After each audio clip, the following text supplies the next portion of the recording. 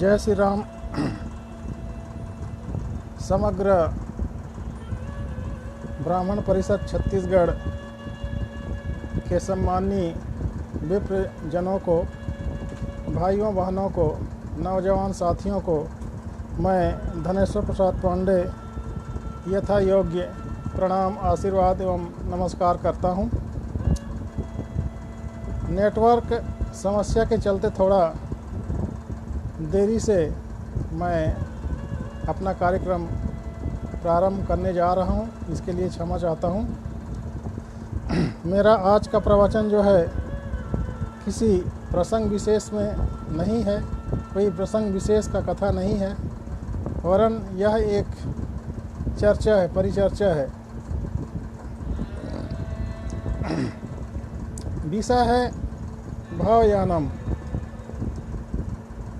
देखिए, संसार के दो क्षेत्र हैं। एक तो संसार का क्षेत्र जिसे माया का क्षेत्र कहते हैं, और दूसरा भगवान का क्षेत्र है।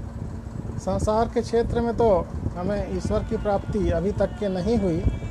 हमने लाखों बार जन्म लिया, सुख दुख भोगा और फिर मृत्यु को प्राप्त हो गए, फिर भी हमें मोक्ष की प्राप्ति नहीं हुई।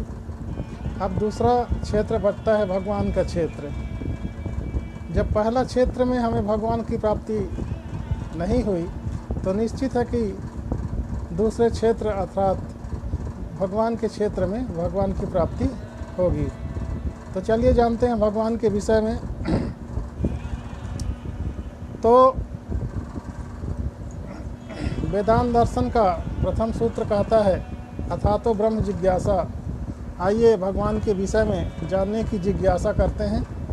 साथियों, भगवान को जानना बड़ा कठिन है, असंभव है। फिर भी जैसे शास्त्रों में दिया है, वेदों में दिया है, उस हिसाब से हम जिज्ञासा तो कर ही सकते हैं भगवान को जानने की। तो आइए हम आज शुरू करते हैं। सर्वप्रथम भगवान के बारे में जानने की जिज्ञासा करते हैं। यद्यपि हमारा शरीर माइक शरीर है, माया का बना हुआ है, और भगवान दिव्य है, माया से परे हैं, तो माइक इंद्रियों से दिव्य शक्ति को जानना असंभव है। लेकिन हमारे वेदों में, शास्त्रों में जैसा मार्ग बताया गया है, उस मार्ग में चल करके हम भगवान के पास पहुंच सकते हैं। अर्थात ऐसा रास्ता जिससे हम चल करके भगवान के पास पहुँचें, उस रास्ता के विषय में आज मैं चर्चा करने जा रहा हूँ। सबसे पहले भगवान क्या है इसके विषय में जानते हैं। इसको हम कैसे जान सकते हैं?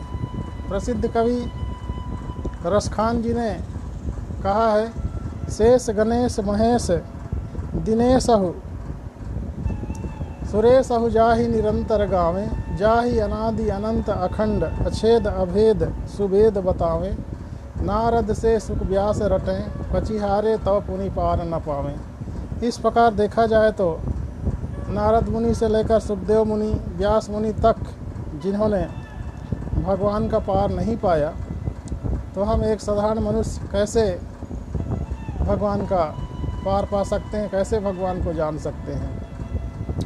गोस्वामी तुलसीदास जी ने भी अपने रामचरितमानस में कहा है, हरि अनंत हरि कथा अनंता, अर्थात ईश्वर अनंत हैं और उनकी कथा भी अनंत है। वेदांत सूत्र का दूसरा उदाहरण जन्मादेश यतः, अर्थात इस जगत की उत्पत्ति, स्थिति और प्रलय जिससे होती है वही ईश्वर है, वही भगवान है। तैत्तिरीयोपनिषद में भी कहा गया है, यतो वा इमानि भूतानि जायन्ते येन जातानि जीवन्ति यत् प्रयंत भी संविशन्ति तद्वि जिज्ञासस तद्ब्रह्मोति। जिससे ये समस्त भूत अर्थात समस्त चराचर प्राणी उत्पन्न होते हैं, उत्पन्न होकर जीते हैं और अंत में मरते हुए जिसमें लीन हो जाते हैं, उसकी जिज्ञासा कर वही पर ब्रह्म परमेश्वर है। मूलतः ऋग्वेद का 10 मंडल का 90वां सूक्त, जिसे हम पुरुष सूक्त भी कहते हैं, और यह सूक्त शुक्ल यजुर्वेद में भी है। उसमें कहा गया है, पुरुष एवेदगम सर्वम यद भूतम यच्च भव्यम उतामृतस्य शानो यदन्य नाति रोहति। अर्थात यह जो पूरा दिखाई देता हुआ वर्तमान जगत है, जो कुछ भूतकाल का है तथा भविष्यत का है, वह सब ईश्वर ही है। वह ईश्वर अमृत का स्वामी है। कहने का तात्पर्य यह है कि जो दृश्यमान जगत है वह सब वास्तव में ईश्वर ही ईश्वर है। अर्थात जो भी हमें दिखाई देता है चारों तरफ, वह सब ईश्वर ही है। उसी ने इस संसार को धारण कर रखा है। पुनः पुरुष सूक्त का तीसरा मंत्र कहता है, एतावानस्य महिमातो जयायांश पुरुषः पादवस्य विश्वाभूतानि त्रिपादस्यामृतम दिवि। अर्थात भूत, भविष्य और वर्तमान, इस तीनों कालों में विद्यमान जगत इस ब्रह्मा की महिमा मात्र है, स्वरूप नहीं है। यह ब्रह्म इससे भी अधिक विराट है। सभी प्राणी अर्थात जगत इस ब्रह्मा के मात्र चौथाई भाग है। बाकी 3 भाग अर्थात द्विलोक स्वप्रकाश रूप में है। आइए अब हम जानते हैं भगवान के स्वरूप के बारे में। भगवान कैसे दिखाई देते हैं, उनका स्वरूप कैसे है। तो वेदों में, शास्त्रों में भगवान के 2 रूप बताए गए हैं। पहला साकार ब्रह्म, दूसरा निराकार ब्रह्म। भगवान के किसी भी रूप का हम उपासना कर सकते हैं। न्याय दर्शन के अनुसार ईश्वरो एवं निराकार सर्वज्ञ सर्वशक्तिमान अनादिर्विकारी चानंतः सर्वगतो विभु सच्चिदानंद रूपो भी दयालुन्यपि तत्परा सर्गे स्थितो लय हेतु नित्य तृप्तो निराशय। भगवान निराकार हैं, सर्वज्ञ हैं, सर्वशक्तिमान हैं, अनादि हैं, विकार रहित हैं, अनंत हैं, सभी जगह हैं, सतचित आनंद स्वरूप हैं, दयालु हैं, भक्त वत्सल हैं और जगत के उत्पत्ति के और प्रलय के निमित्त हेतु हैं, कारण हैं, जिन्हें हम ईश्वर कहते हैं। पुनः पुरुष सूक्त के अनुसार, पहला मंत्र के अनुसार, ओम सहस्त्र शीर्षा पुरुषः सहस्त्राक्षः सहस्त्रपात स भूमिं गम सर्वथा स्फीत्वा ततिष्ठत् दशांगुलम। अर्थात पर ब्रह्म परमात्मा हजारों सिर, आँख और पैरों वाले हैं, हजारों आँखों वाले हैं, हजारों सिर वाले हैं, हजारों पैर वाले हैं। इस सूक्त में बताया गया है कि यह संपूर्ण विश्व ब्रह्मांड उनकी 1/4 भाग मात्र है। शेष 3 अंश वैकुंठ, कैलाश, साकेत आदि हैं। श्री रामचरितमानस में कहा गया है, श्री रामचरितमानस के अनुसार ईश्वर का स्वरूप कैसा बताया गया है गोस्वामी तुलसीदास जी के द्वारा। विप्रधेनु सुरसंत हित लीन मनुज अवतार निज इच्छा निर्मित तनु माया गुण गोपार। ब्राह्मण, गौ, देवता, संत जनों के उद्धार के लिए भगवान अपनी इच्छा अनुसार रूप धारण करने वाले हैं और वे माया के परे हैं, इंद्रियों से परे हैं, उनके इंद्रियां दिव्य हैं और वही भगवान राजा दशरथ के यहाँ जन्म लिए हैं मनुष्य के रूप में। बिनु पद चलाए सुने बिनु काना, कर बिनु कर्म करे विधि नाना। अर्थात उनके पैर नहीं है फिर भी चलते फिरते हैं, कान नहीं है फिर भी सुनते हैं, चींटी की आवाज़ को भी सुनते हैं, उनके हाथ नहीं है फिर भी नाना प्रकार के कर्म करते हैं। तैत्तिरीयोपनिषद के अनुसार ईश्वर का स्वरूप जानते हैं, सत्यम ज्ञानमंतम ब्रह्म। अर्थात ब्रह्म सत्य है, ब्रह्म ज्ञान है और ब्रह्म अनंत है। भगवान को हम कैसे जानें, प्रमाण क्या है। किसी भी चीज़ को जानने के लिए प्रमाण की आवश्यकता होती है कि भाई ये आग है, ये हाथी है, ये घोड़ा है, ये नींबू है, ये संतरा है। उसके लिए प्रमाण की आवश्यकता होती है। जैसे कि आग है, छू करके देख लीजिए त्वचा से, जलेगा तो आग है। नींबू है, सूंघ करके देख लीजिए नाक से, चख करके देख लीजिए मुंह से, पता चल जाएगा, खट्टा लगेगा तो समझ जाएंगे कि ये नींबू है। इसी प्रकार से भगवान को जानने का प्रमाण क्या है। तो वेदों में 3 प्रकार के प्रमाण का उल्लेख होता है।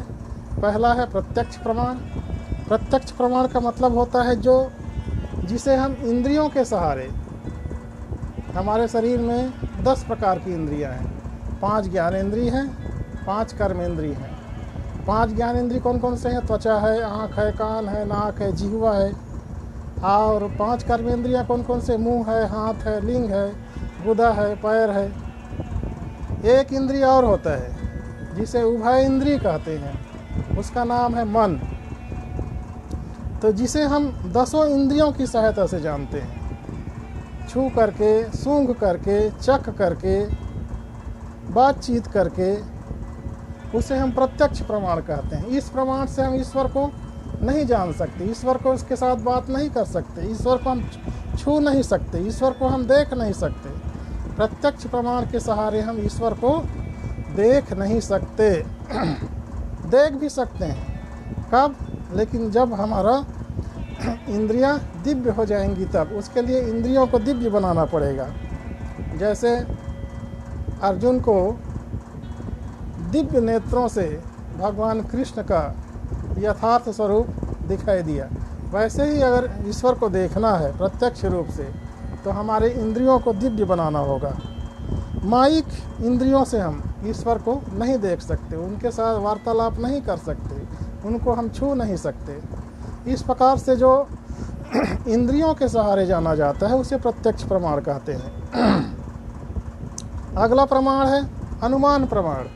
अनुमान प्रमाण का मतलब होता है, जैसे गाड़ी मोटर चलाने वाले ड्राइवर लोग अनुमान से गाड़ी चलाते हैं कि इस रास्ता में पहिया जाएगा, और चलाते हैं तो ठीक उसी रास्ते में जाता है। जैसे कहीं पर दूर में धुआं दिखाई दे रहा है तो ये अनुमान लगाते हैं कि ज़रूर वहाँ पर कोई आग जलाया होगा या आग जल रहा होगा। इसको अनुमान प्रमाण कहते हैं। इस प्रमाण से भी झलक मात्र हम ईश्वर को जान सकते हैं, लेकिन पूर्ण रूप से हम ईश्वर को नहीं जान सकते, नहीं देख सकते अनुमान प्रमाण के द्वारा। अब अगला प्रमाण होता है आप्त प्रमाण या शास्त्र प्रमाण। आप्त प्रमाण या शास्त्र प्रमाण किसे कहते हैं? महापुरुषों के बातों को, उनके संदेशों को समर्पित भाव से ग्रहण कर लेना, ये आप्त प्रमाण कहलाता है, शास्त्र प्रमाण कहलाता है। जैसे कि आप लोग जानते होंगे कि वेद जो है अपौरुषेय कहलाता है, अर्थात वेद को किसी व्यक्ति विशेष के द्वारा रचना नहीं किया गया है, वरन वेद देवताओं के द्वारा ऋषि मुनियों को प्रेरणा दे करके रचना वेदों का हुआ है। अप्रत्यक्ष रूप से वेद की रचयिता देवता ही हुए, क्योंकि देवताओं के प्रेरणा से ही ऋषियों ने वेदों की रचना की है। तो हम वेद के बातों को भी समर्पित भाव से अगर मान लेते हैं तो हम ईश्वर को जान सकते हैं, भगवान को जान सकते हैं। लेकिन वर्तमान में जैसे कि कोविड-19 वायरस जो है पूरे विश्व को परेशान कर रखा है, मेरे हिसाब से इसका प्रमुख कारण यह भी है कि इंसानों के द्वारा वेदों को ना मानना, वेदों को भूल गए, शास्त्रों को भूल गए, उनके बताए हुए मार्गों पर चलना भूल गए। क्या होता है हिताहार, मिताहार, दिनचर्या, ऋतुचर्या, इन सब को भूल गए। यही कारण है कि आज पूरा दुनिया इस वायरस से परेशान है। और मुझे लगता है कि वेद शास्त्र की रास्ते में चलकर ही इस समस्या का समाधान हो सकता है।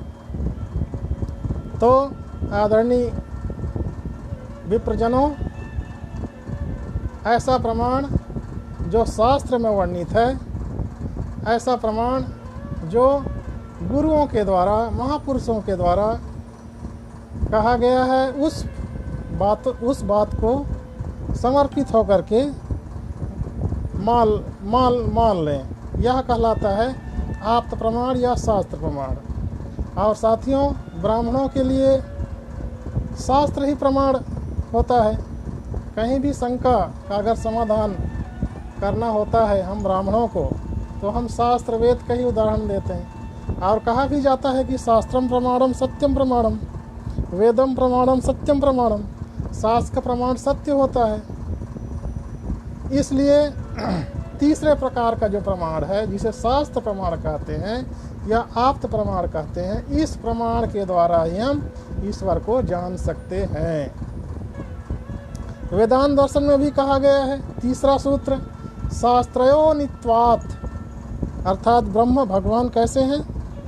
शास्त्र प्रमाणक हैं, इंद्रियों के पहुंच से दूर हैं, इसलिए वह प्रत्यक्ष का विषय नहीं है और अनुमान भी उसकी झलक मात्र उसके दिव्य स्वरूप का दर्शन कराता है। लेकिन आप्त प्रमाण के द्वारा, शास्त्र प्रमाण के द्वारा हम भगवान को जान सकते हैं, भगवान के स्वरूप को जान सकते हैं, भगवान कैसे मिलेंगे, कहाँ मिलेंगे, इसको हम जान सकते हैं। मित्रों, भगवान को हम अनुभव कर सकते हैं, देख नहीं सकते, देख भी सकते हैं, लेकिन जैसे कि मैंने बताया, हमारे इंद्रियों को दिव्य बनाना होगा उसके लिए। जैसे भगवान कृष्ण ने अर्जुन को दिव्य दृष्टि प्रदान किया था, वैसे भी अगर हमारे सभी इंद्रियां दिव्य हो जाएं, तो हम भगवान को देख सकते हैं।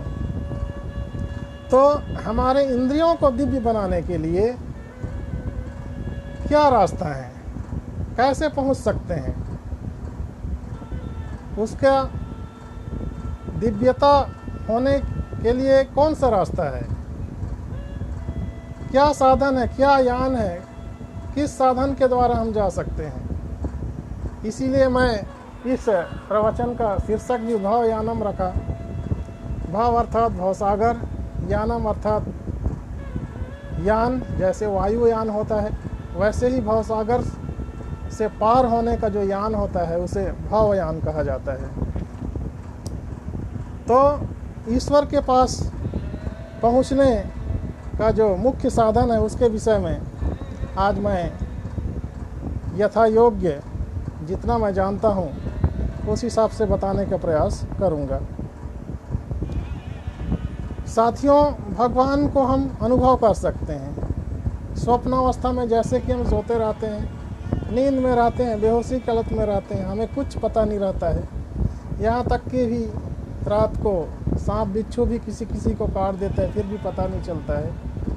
लेकिन हम एक बात को नहीं भूलते हैं, श्वास लेना। इससे क्या सिद्ध होता है? निश्चित रूप से हमारे अंदर कोई दिव्य शक्ति बैठा है जो हमारे श्वासों को चला रहा है, उसी का नाम है परब्रह्म परमेश्वर। भगवान हर एक जगह व्याप्त है। प्रभु व्यापक सर्वत्र समाना, प्रेम ते प्रकट हो ही मैं जाना।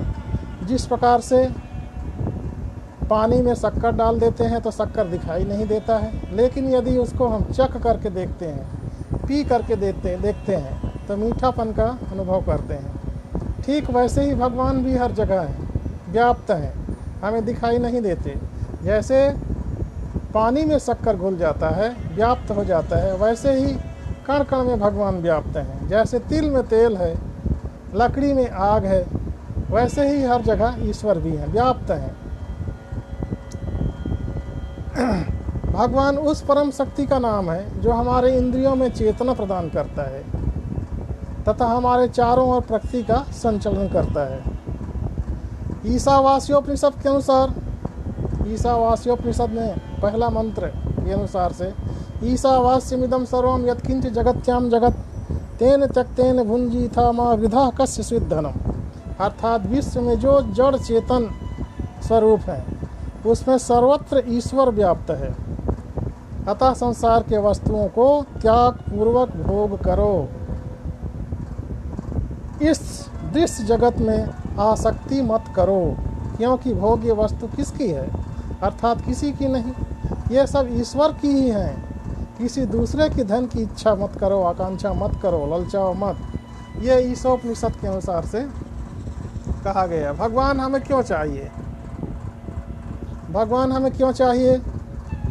जैसे कि आप जानते होंगे कि प्रारब्ध के अनुसार हम अनंत बार जन्म लेकर के सुख और दुख को भोगते हैं, इसे दुनिया की कोई ताकत रोक नहीं सकती है। और जब तक कि भगवान हमें नहीं मिलेंगे तब तक कि हमें सुख और दुख भोगना पड़ेगा ही।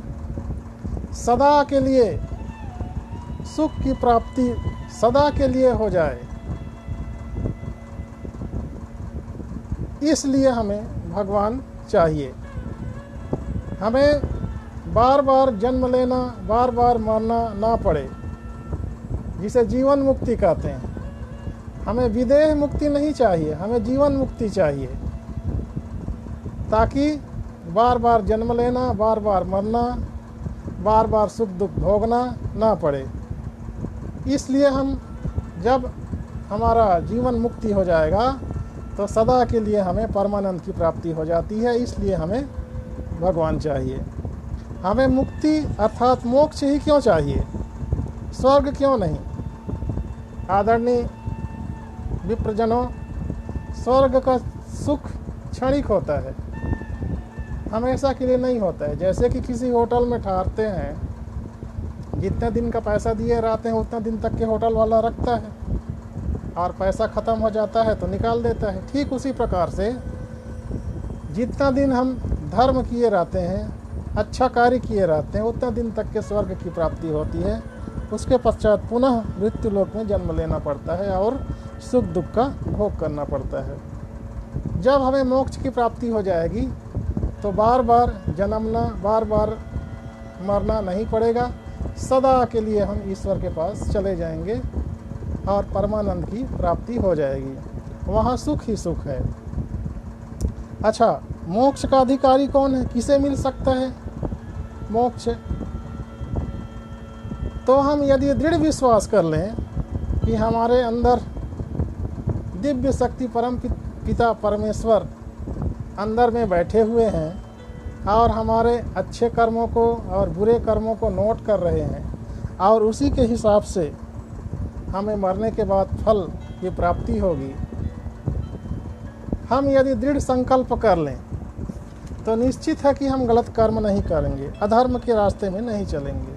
लेकिन हम ऐसा करते नहीं हैं। हम भूल जाते हैं ईश्वर को कि हमारे हृदय में विराजमान है। जैसे कि न्यायाधीश के सामने या पुलिस के सामने चोर चोरी नहीं कर सकता, उसी प्रकार से हम यदि अनुभव कर लें, दृढ़ विश्वास कर लें कि हमारे अंदर में जरूर कोई दिव्य शक्ति परमपिता परमेश्वर बैठे हुए हैं और हमारे अच्छे और बुरे विचारों को नोट कर रहे हैं, तो निश्चित है कि हम अच्छा कार्य ही करेंगे, अच्छा कर्म ही करेंगे और हमें मोक्ष की प्राप्ति हो जाएगी।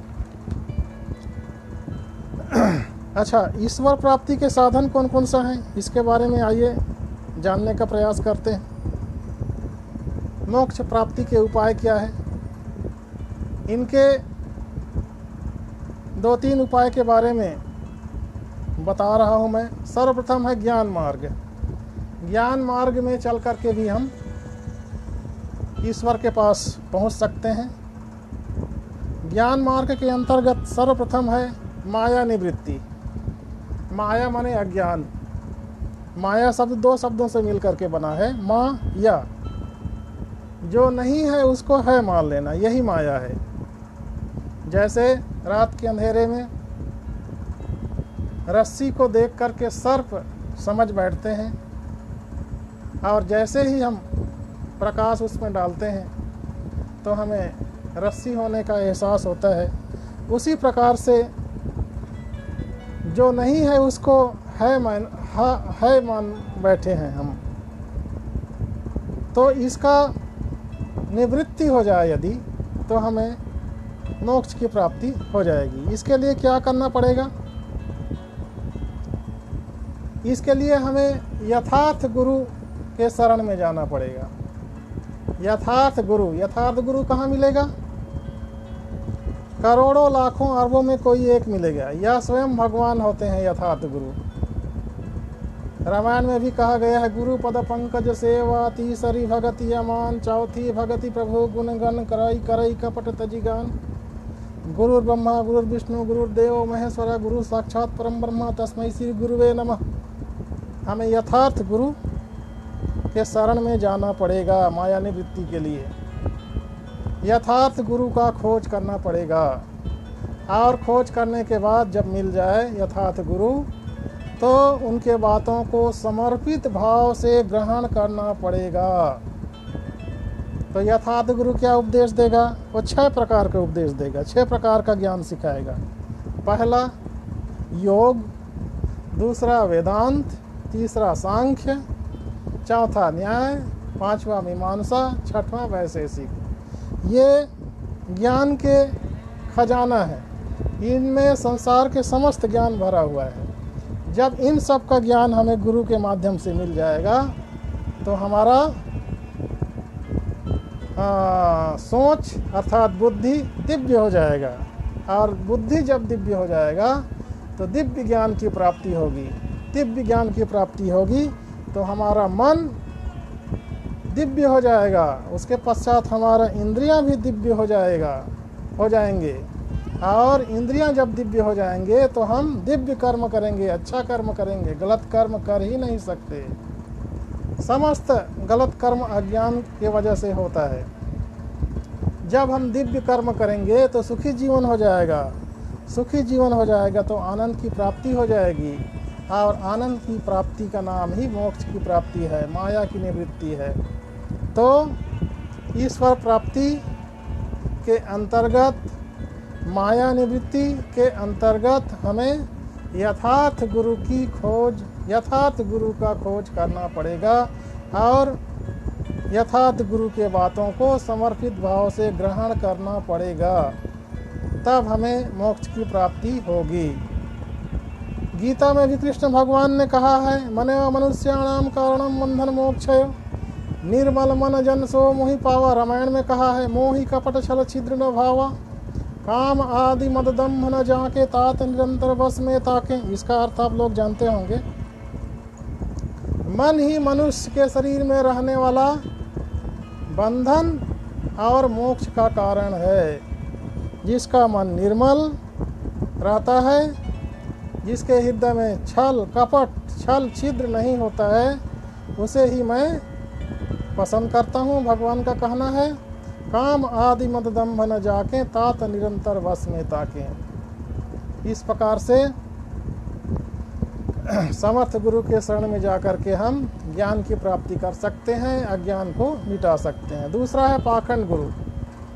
यथार्थ गुरु 2 प्रकार के होते हैं, यथार्थ गुरु, पाखंड गुरु। पाखंड गुरु यथार्थ गुरु का जस्ट उल्टा होता है। पाखंड गुरु आजकल बहुत आयत मात्रा में पाए जाते हैं। उनके शरण में अगर जाएंगे तो गंदा सोच पैदा होगा, गंदा बुद्धि मिलेगा, जिससे पाखंड ज्ञान की प्राप्ति होगी। मन दूषित हो जाएगा, इंद्रियां दूषित हो जाएंगी, कर्म गंदा हो जाएगा, अधर्म करने लगेंगे, दुखी जीवन होगा, बंधन में पड़ जाएंगे, बार बार जन्मना, बार बार मरना में पड़ जाएंगे। तो हमें पाखंड गुरु के शरण में नहीं जाना है, समर्थ गुरु के शरण में जाना है, जिससे हमारे शरीर का जो अज्ञान है वो सदा के लिए मिट जाएगा और हमें ज्ञान की प्राप्ति हो जाएगी। और जब ज्ञान की प्राप्ति हो जाएगी तो माया की निवृत्ति हो जाएगी। माया की निवृत्ति हो जाएगी तब हमें हमारा शरीर, हमारा इंद्रिय, हमारा मन दिव्य हो जाएगा, जिससे हमें मोक्ष की प्राप्ति होगी। दूसरा मार्ग है भक्ति मार्ग। भक्ति के 2 रास्ते हैं। सकाम भक्ति, इसमें कामना के साथ भक्ति किया जाता है। जैसे कि एक व्यक्ति मंदिर जाता है, मस्जिद जाता है, जप तप हवन पूजा करता है, तीर्थ यात्रा जाता है, और वहाँ से आने के बाद छल कपट, वैर भाव, क्रोध, गरीबों को लूटना, माँ बहन बेटी को गलत नज़र से देखना आदि कर्म में लिप्त रहता है। ऐसे व्यक्ति को आप भगत कहेंगे? नहीं। यह भगवान के नज़र में बेकार भक्ति है। इसको सकाम भक्ति कहते हैं। दूसरा है निष्काम भक्ति। निष्काम भक्ति क्या है? कामना रहित। हमें भक्ति कामना रहित करना चाहिए। सीधा साधा सरल व्यवहार, गरीबों की सेवा, मानवता, निर्मल मन, पूजा पाठ जप तप सादा जीवन उच्च विचार से अगर कोई व्यक्ति भक्ति करता है, भगवान को याद करता है, भगवान को मन से याद करना है, तो ऐसे व्यक्तियों के लिए भगवान प्रसन्न होते हैं। रामचरितमानस में भी कहा गया है, गुरु पितु मातु बंधु पति देवा, सब मोहि कह जाने दृढ़ सेवा, निर्मल मन जन सो मोहि पावा, मोहि कपट छल छिद्र न भावा, काम आदि मद दम्भ न जाके, तात निरंतर बस में ताके, वचन कर्म मन मोर गति, भजन करहि निष्काम, तिनके हृदय कमल महु करऊँ सिधा विश्राम। जिनके द्वारा मन कर्म और वचन से मेरा ही निष्काम भाव से भजन करे, उनके हृदय रूपी कमल रूपी हृदय में मैं सदा विश्राम करता हूँ, ये भगवान कहते हैं। गीता में भी कहते हैं भगवान, अनन्या चिंत्यन्तो माये जना पर्युपासते, तेषां नित्याभियुक्तानां योगक्षेमं वहाम्यहम्। सर्वधर्मान् परित्यज्य मामेकं शरणं व्रज, अहं त्वा सर्वपापेभ्यो मोक्षयिष्यामि मा शुचः। सब धर्मों को छोड़ करके केवल मेरे शरण में आ जाओ, मैं तुम्हें पाप मुक्त कर दूंगा, मैं तुम्हें शरण दूंगा। इस प्रकार से कृष्ण भगवान गीता में अर्जुन से कहते हैं। इस प्रकार मन से समर्पित होकर पूजा करने से, भक्ति करने से भगवत की प्राप्ति होगी। तीसरा है नवधा भक्ति। रामचरितमानस में बताया गया है नवधा भक्ति के बारे में। संक्षिप्त में समय को देखते हुए संक्षिप्त करने की कोशिश कर रहा हूँ मैं। पहला भक्ति है संतों की संगति। हमें संतों की संगति करना चाहिए। संत क्या हैं? जिसके पास जाने से मन शांत हो जाए उन्हें संत कहते हैं। जैसे नारद देखी विकल जयंता, लागी दया कोमल चित संता। दूसरा है भगवान की कथा में लीन। तीसरा है गुरुपद पंकज सेवा। चौथा है भगवान के गुणों का गान, मंत्र जाप दृढ़ विश्वास के साथ। छठवां इंद्रियों को बहुत से कर्मों में विरक्त रखना तथा सज्जन धर्म में विश्वास करना। सभी में ईश्वर को देखें। इस संसार में जितने भी जड़ चेतन हैं सब में ईश्वर को देखें, ईश्वर को देखें। सिया राम मैं सब जग जानी, करहूँ प्रणाम जोरी जुग पानी। सीधा स्वभाव, निष्कपट व्यवहार, भगवान में भरोसा, आनंद में ना फूलना तथा दुख में ना घबराना। इस प्रकार से श्री रामचरितमानस में नवधा भक्ति का वर्णन किया गया है। इस रास्ते में चल करके भी हम ईश्वर की प्राप्ति कर सकते हैं। इसके साथ ही श्रद्धावान लभते ज्ञानम। श्रद्धावान व्यक्ति ही ज्ञान प्राप्त करता है और ज्ञान प्राप्त होने के पश्चात माया निवृत्त हो जाता है। माया निवृत्त होने के पश्चात हमें मोक्ष की प्राप्ति होती है। अगला है वृक्ष से अधिक सहिष्णु। सहिष्णु भाव होना चाहिए। सबको मान दो, स्वयं मान मत चाहो। दास्य भाव, सखा भाव जैसे सुदामा जी थे। माधुर्य भाव जैसे मीराबाई थी। स्वामी भाव, सब कुछ रो दिया जैसे बालक अपने माँ के सामने कोई भी चीज़ का कष्ट होता है तो रो देता है और उसकी माँ उसे पूरा कर देती है। तृण से बढ़कर हीन। ध्यान योग, मन में केवल ईश्वर ही रहे, संसार नहीं। इस प्रकार से कई रास्ते हैं जिन रास्ते में चल करके हम ईश्वर के पास पहुंच सकते हैं। अगला है कर्म मार्ग। कर्म मार्ग भी दो प्रकार के होते हैं, सकाम कर्म, निष्काम कर्म। सकाम कर्म में कामना लेकर के हम भगवान के पास जाते हैं और निष्काम कर्म में बिना कामना लिए हुए कर्म करते हैं। कर्मण्येवाधिकारस्ते मा फलेषु कदाचन। भगवान ने कहा कर्म करते जाओ, फल की चिंता मत करो। हमें निष्काम कर्म करना चाहिए, सकाम कर्म नहीं करना चाहिए। फल की इच्छा किए हुए बिना किए कर्म करना चाहिए। जैसे हनुमान जी ने लंका प्रवेश करते समय मन में ईश्वर को धारण किया। प्रविशी नगर की जय सब काजा, हृदय राखी कौशलपुर राजा। मन में भगवान है और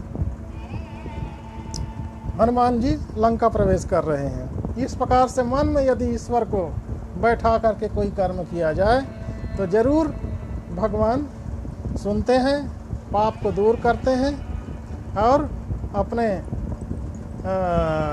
पास शरण देते हैं। अगला मार्ग है योग मार्ग। योग मार्ग के अंतर्गत अष्टांग योग, पातंजल योग शास्त्र में बताया गया है। इस मार्ग में भी हम चल करके मोक्ष की प्राप्ति कर सकते हैं, जिनका संक्षिप्त में विवरण इस प्रकार से है। अष्टांग योग का यम, नियम, आसन, प्राणायाम, प्रत्याहार, धारणा, ध्यान, समाधि, इस प्रकार से 8 प्रकार के योग बताए गए हैं। उसमें से यम के बारे में कहा गया है सत्य, अहिंसा, अस्तेय, ब्रह्मचर्य, परिग्रह यमः।